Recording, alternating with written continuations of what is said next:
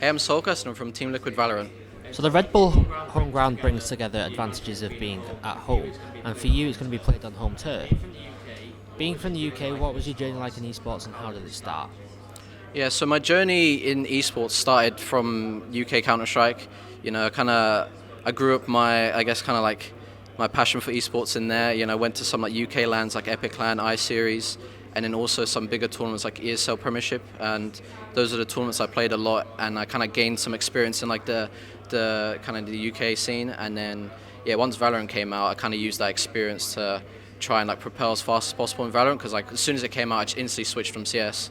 And then yeah, kind of everything went from there. And now that playing back in the UK, it kind of feels weird playing Valorant in the UK, but it's going to be super fun. I'm super excited. Growing up, your idol, and did they have any influence on where you are today?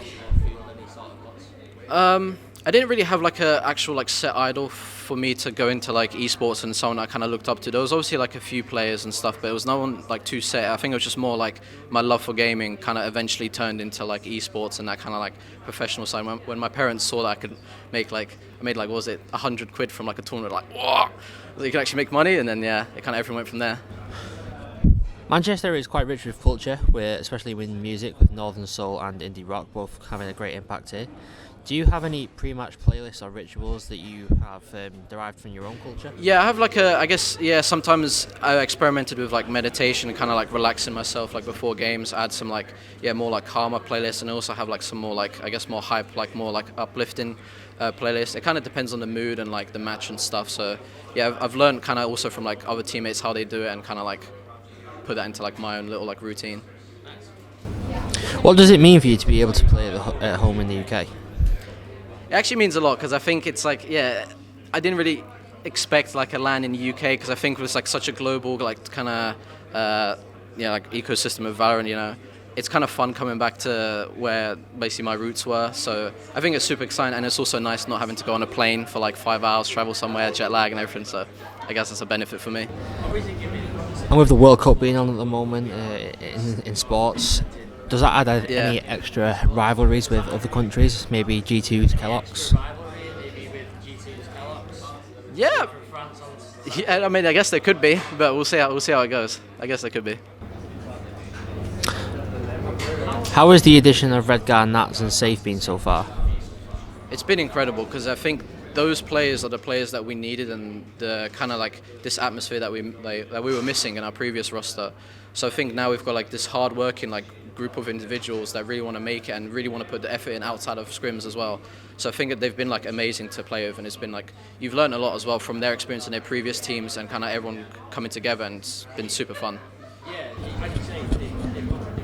As you said, they've come from Gambit, who had quite a sentinel-heavy approach. Can we expect Team Liquid to adopt that system? Yeah, I think we're definitely gonna kind of keep what made these players great. We're gonna keep the formula like somewhat similar. What made like Redgar, Nats, and Safe, incredible. So we're kind of like meshing everyone together and kind of getting the best out of everyone to try and be the best team. You've been on Team Liquid for quite a long time now, and I understand that there's not been much competition, but how does this roster compare to different iterations of Team Liquid and teams gone by? Yeah, so I think this iteration is like it's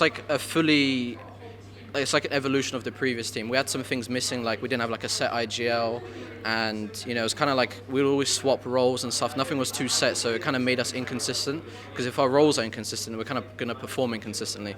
So I think now that we've got things set and are consistent, we have like an actual IGL who's like IGL before and's got experience. I think that's now what we needed, and it's what we have now.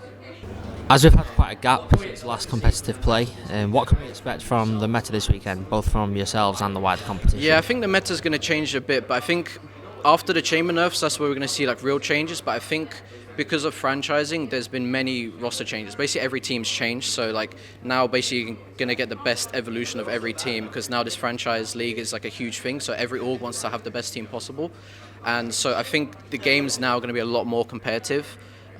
Because everyone's just so much more skilled now, and it's not going to be like a clear winner every tournament. So it's going to be very like back and forth and many upsets. So I think it's going to be super exciting.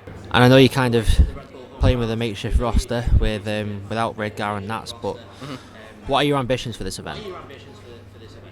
I think we still want to try and aim high.